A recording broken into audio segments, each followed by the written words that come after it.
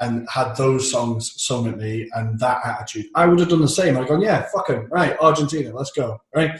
Of course, Argentina knock Italy out, and the Italian press just turn on Maradona. The government turn on him. They tap his phone. They start investigating all his behaviour. All the papers in the newspaper, all the stories in the newspaper are suddenly horrifically negative, and they chase him out of the country. It was literally on that game, all of Italy just went, nah, fucking, you're gone. Right, no more chances, you're done. And it really struck me that all of a sudden he'd gone from number one to an absolute public enemy number one, apart from in Naples. And I think, again, that's another thing that led to this spiral of it's insane to watch. And after that, his career just went downhill. He started putting on weight. He had a very short spell at Sevilla. Then he went back to Argentina, Newell's Old Boys, and he finally finished his career at Boca Juniors, the second team that he had joined when he was a kid. But yeah, we are forgetting one big thing, the World Cup in 1986, aren't we? Now is the time to talk about his international career, right? We've covered his club career. He was incredible. Naples will never, ever forget him. But Argentina, 1986 World Cup, let's go. So I want to start from when I traveled to South America and I was in Argentina. And, when I crossed the border with Argentina, I'm like, let's go. Let's talk football with strangers, because all over South America. I was in Peru first, then in Chile. But yeah, the Chileans like to talk about football, but I'm like, I want the spicy stuff. I want to talk about Maradona and stuff. One of the first questions that I asked, that I realized that moment was a very dumb question.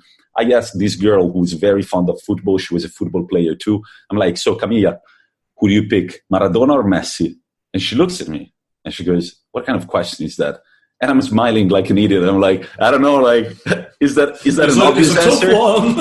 And I remember her. She takes a sip of beer. She looks at me, sits the beer down, and she's like, Tommaso, listen carefully. I'm going to say it once. Lionel Messi plays for Barcelona. Diego Armando Maradona played for Argentina. That's the difference. Yeah, I like that. I do like that. So yeah, Messi has never really showed up for Argentina when it mattered. Maradona kind of delivered a nation a World Cup in a specific moment of Argentinian history that had just been going through a super long right-wing dictatorship, a war against England. It was a very poor country at the time.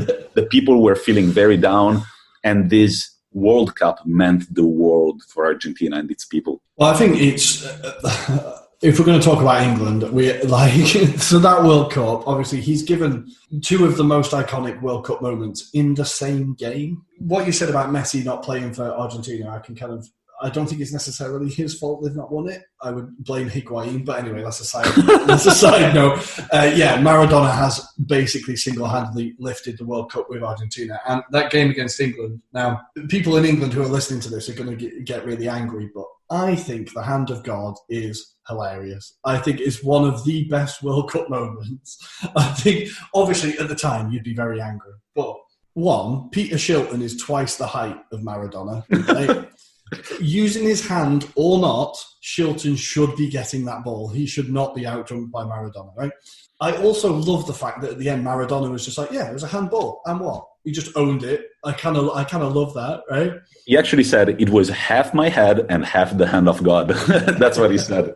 I love it. That's true, actually. Yeah. I love it.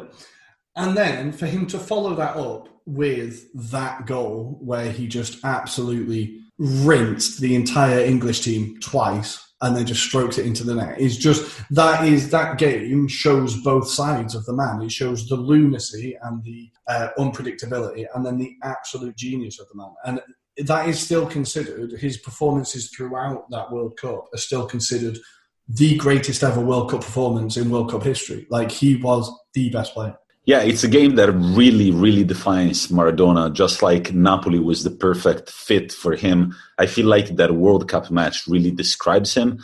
I mean, you score by one goal by breaking the rules, and then you're like, all right, I shouldn't have done that. Well, I'll score the best goal that the humankind has ever seen. So I think that it's an extremely relevant game to bring up when talking about Maradona.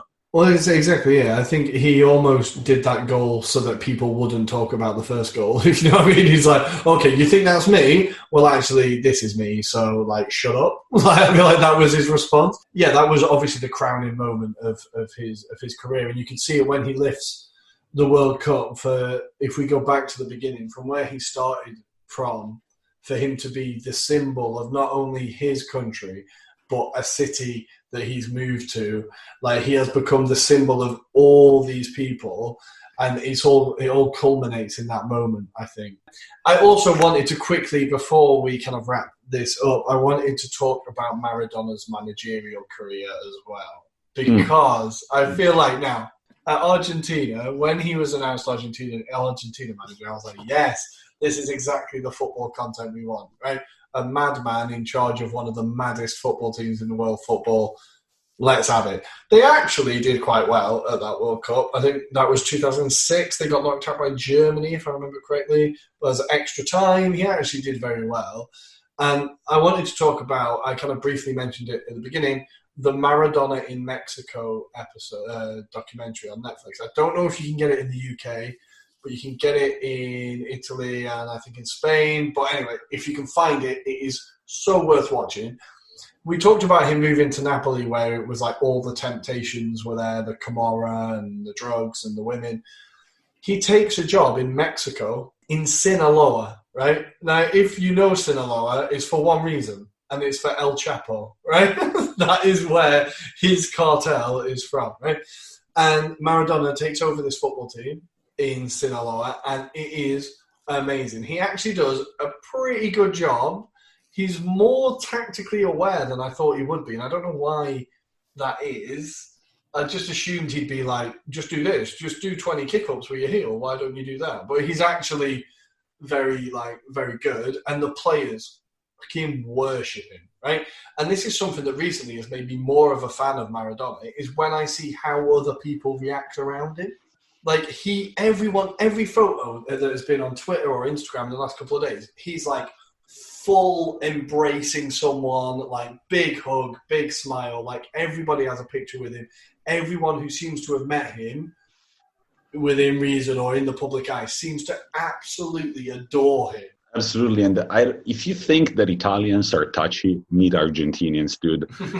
When I was, like, I'm a very touchy person. When I was in South America, more than once, I had to tell a person, hey, man, like, you're great. I love you. Let's keep drinking. But you cannot say, oh, I love the Italian guy, and put your hand over my face, you know. So it's very fun. When you see Maradona, there was a very good picture of Vieri at some training ground, and Maradona is just squeezing him from the back. And you see, like, this look of discomfort on Vieri's face. But at the same time, what are you going to tell him? Fuck off, he's Maradona. Yeah, exactly. Squeeze me tighter. But one last thing that I wanted to say, and of course, this is a bit of it's a big topic. Yesterday, I posted a picture of Maradona in my stories, and this Argentinian girl that I know, Agustina, she's a great girl, she texted me and she's like, all I will always remember him for is the violence against women.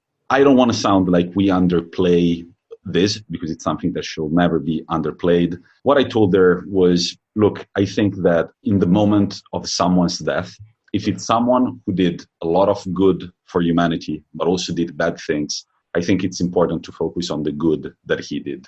If he's a person who only did bad, at that point, of course, we're not going to say, oh, Augusto Pinochet, he died. But besides being a horrible dictator, he also had a beautiful smile. No, we're not going to say that. Mm-hmm. But for Maradona, I feel like yesterday, bringing this up it was not coherent. It was not right. And that's the same thing that some people did with Kobe Bryant. Mm-hmm. The day he died, some people were wondering, why isn't he a pariah yet? Why isn't he marginalized from society yet? Because he also underwent like rape charges back in the United States. Yeah. What I want to say is that we don't absolutely underplay that. We don't overlook that. We think that's why personally I had a very hard time liking Maradona growing up, because there were too many stories about him taking drugs before games, or like using violence against women, sleeping with underage women, which I think is very bad. But yesterday also happened to be on the day of Maradona's passing. It was the International Day for the Elimination of Violence Against Women. And maybe, who knows, there is someone that like up there that moves everything and said, this is the right day for Maradona to leave. I just want to say the other anniversary that it was, in a bit of a kind of more light-hearted note, it was the anniversary of Peter Shilton getting his record-winning cap for England, which is brilliant because even on that anniversary, Maradona outjumped him and beat him to it. So, I feel, honestly, Tommy, everything you've said, I think I had this conversation last night. I feel like there's a time and place to bring these things up. I feel, obviously, a lot of what he did is inexcusable, but a lot of what he did is very positive, and there's a lot of people who will directly contribute their lives to his impact, right? And I feel that doesn't excuse it, but it goes alongside it. Yeah, one thing that I didn't weigh in, which was actually very important, is that my friend Agustina said, we as a country, Argentina, we cannot overlook what is done to women because, guys, listen up. And if it wasn't for her Instagram stories, I would not be aware of this because no newspapers talk about it. A woman or a girl or a baby girl is abducted in Argentina every 29 hours. But a very big percentage of these women are never to be found. So she said, we as a country, in a moment like this, we should celebrate Maradona for what he did, but it's also a very important moment to bring up this topic. So guys, yesterday was the International Day for the elimination of violence against women. We all play a part in this. It wasn't to make this much tougher, but I think it needed to be mentioned. But this said, what can we say? Diego Armando Maradona, I have never met you. I have never seen you play, but I have grown up hearing your name and associating you with great, great deeds. So as a football fan, I want to thank you, even if I've never met you. I want to thank you for what you brought to the world of football. And I guess that your name, right now that you're gone, it's really engraved in the history of the world forever. Yeah, I think as always, it's important to separate the artist and the man, right? I think he's one of the first players I remember watching on YouTube on a video, whatever it was, and being genuinely mind blown by what I was watching. Having family in Amalfi and going to Amalfi as a child, and of course they're all Napoli fans, and all they did was talk to me about how great Maradona was and how much they loved him. He was he was one of the big players. Just one of the, it's hard to put it into words, right? Which is what we're trying to do on the podcast, I suppose. But it's like, he was just always a huge presence of, that guy's good, but he's not Maradona. That guy's good, but he's not Maradona. And it got to the point of, Pele's good, but he's not Maradona. If you know what I mean? I think people basically accept now that Maradona's better than Pele, I think. So I think, I just for everything he did for the game, for the pleasure he's given to the millions and millions of people, and the people he's influenced within football, I think rightfully he'll not be forgotten. And thank you, El Diego. I think without getting too emotional, I think it's probably time we moved on to the quiz, right? I'm sorry to jump over so quickly, Diego, but yeah. One last thing, we were talking recently about the all-time teams based on the zodiac sign. Well, guess who's in the Scorpio team? Van Basten and Maradona. There's something weird about Scorpios because there's loads of musicians who are Scorpios as well. Kanye is a Scorpio. Anyway, don't ask me how I know that. But anyway, yes, guys, it is now time to see if Tommy can outdo my okay performance last week in Timeline Up.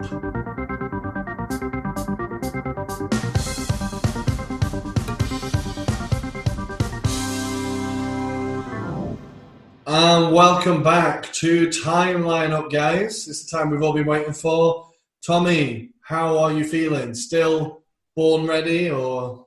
Look, I haven't. Well, I was born ready. That doesn't change. That's for life, right? No, I'm really, man. I'm really. One thing we didn't mention in the bit where we were talking about Maradona is that I was born knowing who Maradona was without ever having seen him play. It's just a word that has become part of a dictionary, of a football dictionary, of the football world. And so, I don't know, it's strange that he's gone now because it's been such a recurring name in my ears, more than Pelé even. It's like Maradona. And then I went to Argentina. I was able to see some of the graffiti and stuff. You see, I've been to Argentina, not in Naples. That's ridiculous. But yeah, I was born ready, and I actually think that I can be able to put the 4 events in the correct order. Will you repeat them for our listeners? So we have, I need to remember the original order I said them in. The UEFA Europa League founded. Mourinho takes his first management